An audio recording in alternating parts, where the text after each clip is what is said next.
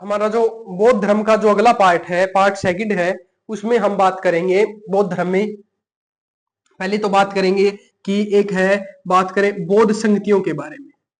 बौद्ध संगतियां, जो बौद्ध संगतियां हैं वो 4 बौद्ध संगतियां हुई थी।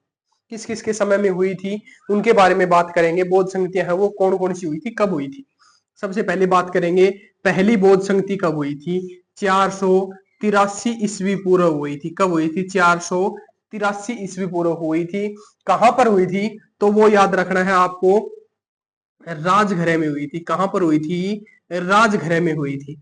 ठीक है, राजघरे में हुई थी। तो ये चीज याद रख लेना। दूसरी जो बौद्ध संगति है वो 383 ईस्वी पूर्व हुई थी। कब हुई थी? 383 ईस्वी पूर्व। बात करें तीसरी कब हुई थी? 255 ईस्वी पूर्व।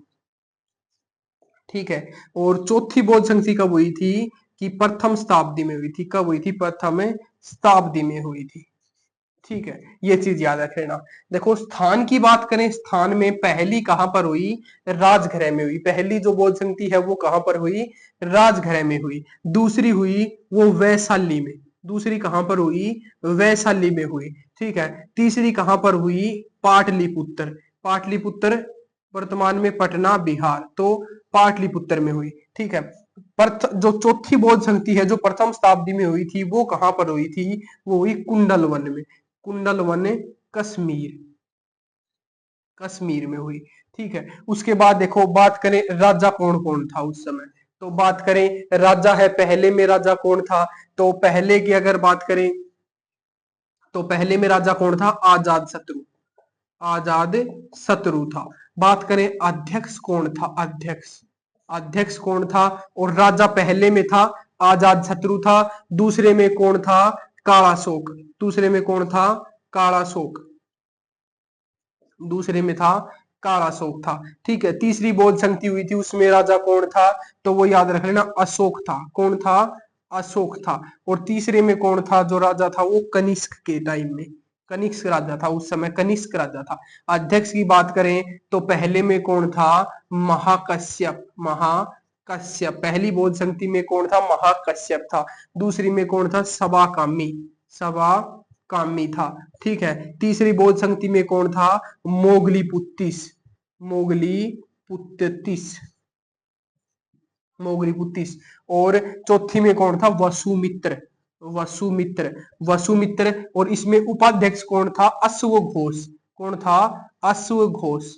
अश्वघोष था वो उपाध्यक्ष था वसुमित्र के समय में, अध्यक्ष था चौथी बौद्ध संगति के समय में। वसुमित्र है एक बुद्ध चरित्र है, बुद्ध चरित्र। ये जो बुद्ध चरित्र है ये इसके लेखक कौन है? तो वो अश्वघोष है। बुद्ध चरित्र है उसके लेखक कौन है? अश्वघोष है। ये बुद्धों की रामायण है। ये क्या है? बुद्धों की रामायण है। ठीक है, ये क्या है? बुद्धों की रामायण है। ये अश्वघोष ने लिखी थी। चौथी जो बौद्ध संगति हुई थी उसमें जो बौद्ध धर्म है वो 2 भागों में बट गया था। कितने भागों में बट गया था? 2 भागों में बट गया था। 2 भागों में, एक तो है महायान और एक है हीनयान। एक था हीनयान। महायान और हीनयान 2 भागों में बट गया था। जो बौद्ध धर्म है ये 2 भागों में बट गया था। चौथी बौद्ध संगति हुई थी जो प्रथम शताब्दी में हुई थी, कनिष्क के टाइम में हुई थी, कुंडलवन कश्मीर में। वसुमित्र उसका अध्यक्ष था। महायान है उसमें मूर्ति पूजा पर विश्वास रखते थे। मूर्ति पूजा, मूर्ति पूजा पर विश्वास रखते थे महायान वाले। और हीनयान वाले शिक्षा पर, बात करें जो शिक्षा पर विश्वास रखते थे। हीनयान है वो जो बुद्ध है, बुद्ध की जो शिक्षा है, शिक्षा मूल शिक्षा का अनुसरण करते थे। तो ये चीज याद रखनी है। ठीक है, अगर बात करें बुद्ध में, अगर जो गौतम बुद्ध की अगर बात करें, इसमें जो महिलाओं को जो प्रवेश था, इनका जो उपदेश होता था उसमें महिलाओं का प्रवेश नहीं था। लेकिन इनका एक जो चचेरा भाई या फिर ये शिष्य हुआ करता था आनंद, इसके कहने पर जो बुद्ध ने वैशाली में महिलाओं को प्रवेश करना शुरू कर दिया। ठीक है, वैशाली में प्रवेश करने लग गई थी महिलाएं। तो वो जो आनंद है उसके कहने पर किया था ये। ठीक है, उसके बाद में बात करें इनकी पवित्र दिशा की, यदि बात करें कौन सी है दिशा, है इनकी दक्षिण। ठीक है, दक्षिण है ये दिशा, इनकी पवित्र दिशा है। ठीक है, उसके बाद एक बात करेंगे, ये जो गौतम बुद्ध हैं ये पुनर्जन्म को मानते थे। ठीक है, ये पुनर्जन्म पर विश्वास करते थे। जो गौतम बुद्ध है ये पुनर्जन्म पर विश्वास करते थे। जो बात करें गौतम जो बौद्ध धर्म है इसका जो प्रमुख केंद्र हुआ करता था, जो प्रमुख केंद्र हुआ करता था वो कौन सा हुआ करता था? एक तो नालंदा और एक विक्रमशिला। ये विक्रमशिला ये जो विश्वविद्यालय है ये बौद्ध धर्म का प्रमुख केंद्र हुआ करता था। जैसे कि नालंदा विश्वविद्यालय की स्थापना कुमारगुप्त ने की थी और विक्रमशिला जो विश्वविद्यालय है उसकी स्थापना किसने की थी? धर्मपाल ने की थी। तो ये चीज है वो याद रखनी है कि जो प्रमुख केंद्र है वो नालंदा विश्वविद्यालय और विक्रमशिला विश्वविद्यालय को मानते हैं। ये पुनर्जन्म पर विश्वास करते थे। पुनर्जन्म पर विश्वास, पुनर्जन्म पर ये विश्वास करते थे। ठीक है, ये चीज आपको याद रखनी है। पवित्र दिशा कौन सी थी? दक्षिण थी। ठीक है, एक तो चीज ये याद रखनी है। उसके बाद में जो चौथी बौद्ध संगति हुई थी उसमें दो भागों में बट गया था, महायान और हीनयान। उसमें एक ये याद रखना है कि महायान है वो फिर से दो भागों में बट गया था। कालांतर के समय में जो कालांतर हुआ उसमें बात करें महायान है, महायान फिर दो भागों में बट गया था। ठीक है, दो भागों में बट गया था। एक तो है शून्यवाद, दो भागों में बट गया, एक शून्यवाद और एक विज्ञानवाद, एक विज्ञानवाद। तो ये जो विज्ञानवाद है इसके संप्रदाय को मैत्रेयनाथ कहते हैं।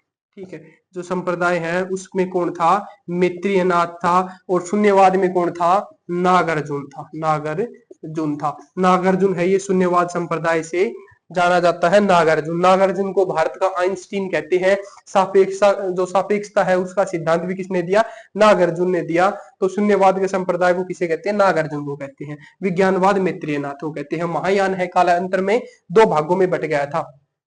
ठीक है, तो ये चीज भी आपको याद रखनी है। ठीक है, और एक बात करें बुद्ध में एक पंचशील का सिद्धांत है। पंचशील का सिद्धांत बौद्ध धर्म में क्या है? पंचशील का सिद्धांत है जो छांदोग्य उपनिषद से लिया गया है। ठीक है, उसमें वर्णन है इसका। पंचशील है, पंचशील का सिद्धांत है वो छांदोग्य उपनिषद में इसका वर्णन है। उसके बाद में देखो बात करेंगे इसमें तीन पिटक हुए हैं।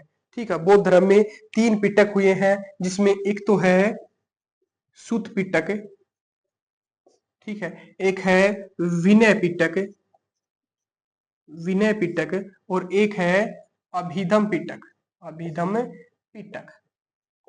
तो देखो सूत पिटक जो है इसमें क्या है कि उपदेश है। ठीक है, संवाद है, बौद्ध धर्म के बारे में उपदेश है, संवाद है, वो है वो सूत पिटक में है। ठीक है, ये चीजें याद रख लेना। और धर्म का सिद्धांत, धर्म का सिद्धांत है, धर्म का सिद्धांत है वो किसमें है? सूत पिटक में है। विनय पिटक क्या है?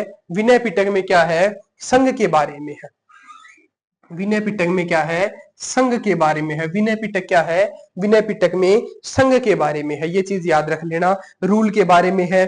और बात करें दर्शन की जानकारी हमें किससे मिलती है? अभिधम पिटक से मिलती है। दर्शन की जानकारी, दर्शन की जानकारी, दर्शन की जानकारी है वो हमें अभिधम पिटक से मिलती है। ठीक है, अभिधम पिटक से हमें दर्शन की जानकारी मिलती है। और संघ है, संघ की हमें बात करें जानकारी विनय पिटक से मिलती है। और उपदेश की बात करें, संवाद की बात करें, धर्म का सिद्धांत है वो सूत पिटक में हमें देखने को मिलता है। तो ये चीज याद रख लेना कि जो बुद्ध है ना, बुद्ध धर्म की जो एक जातक कथाएं हुई है वो भी सूत पिटक में है। इनकी कथाएं हैं, कथाएं, कथाएं वो जातक, जातक कथाएं हैं वो बात करें वो किसमें है? सूत पिटक में है। तो तीन पिटक हुए हैं, सूत पिटक, विनय पिटक और अभिधम पिटक, तीन पिटक हुए हैं बौद्ध धर्म में। उनके भी हमें याद रखनी है। खीर किसने खिलाई? ये भी आपको याद रखनी है, सुजाता ने। बौद्ध धर्म में खीर किसने खिलाई? तो खीर किसने खिलाई? सुजाता ने खिलाई। ठीक है, एक चीज ये भी याद रखनी है कि बौद्ध धर्म में वैशाख पूर्णिमा, वैशाख पूर्णिमा, वैशाख पूर्णिमा को ही जो बौद्ध धर्म है इनका जन्म हुआ था, ज्ञान की प्राप्ति हुई थी और मोक्ष को प्राप्त हुए थे। उनकी मृत्यु भी वैशाख पूर्णिमा को ही हुई थी। तीनों चीजें एक ही दिन हुई थी, वैशाख पूर्णिमा को। इनका जन्म भी हुआ था, ज्ञान की प्राप्ति भी हुई थी और मृत्यु भी हुई थी, वो वैशाख पूर्णिमा को ही हुई थी। तो ये चीज आपको याद रखनी है। हमारा जो बौद्ध धर्म था उसका पहला पार्ट है उसमें मैंने जन्म की सारी चीजें बता रखी है। और जो हमारा दूसरा पार्ट है ये उसमें ये हमने संगतियों के बारे में बात करी, 3 पिटक हैं उनके बारे में बात की, तो ये चीज याद रखनी है। तो हमारा जो बौद्ध धर्म है वो कंप्लीट होता है। धन्यवाद।